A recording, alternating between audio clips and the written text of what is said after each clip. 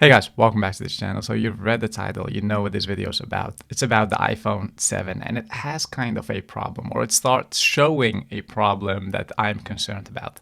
This iPhone was a great iPhone when it came out, and it was just a beautiful iPhone. I know the time it came out, it had this beautiful camera.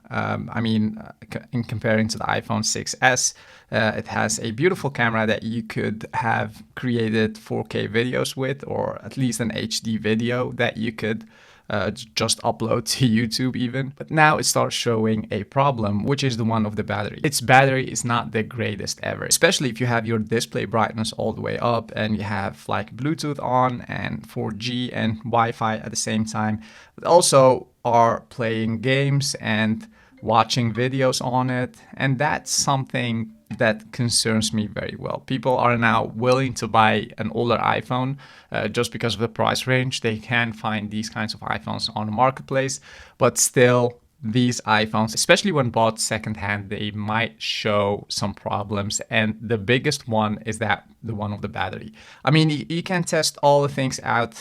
You can test the camera out once you're buying that iPhone. You can test the display, but the battery is a tricky one. Yes, you can go to your settings and scroll down to battery and see the battery health. Well, this one is on 91% and still I didn't like the amount of time it holds that battery. Even now, if you look at it, you see that it's close to like 16%, and I haven't even worked with this iPhone a lot.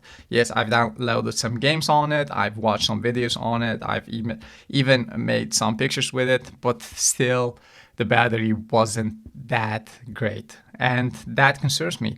And that concerns me even when Apple stays launching those new software like 15.4 and 15.5, and even when the iPhone 14 Pro will be launched, they will probably launch an iOS 16, and that will be at the cost of the battery. So if you are planning on buying an iPhone 7, make sure to buy a good one. The most important part is that the one of the battery. Check out, don't be satisfied with a 91% battery capacity, because that's not that great, especially with the new software that's coming in the new iPhone.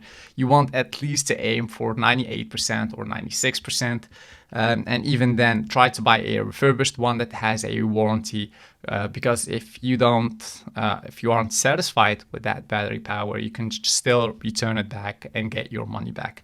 And yeah, that's actually it about this video. I hope you liked it. Give it a big thumbs up, and I'll see you on the next one. Bye.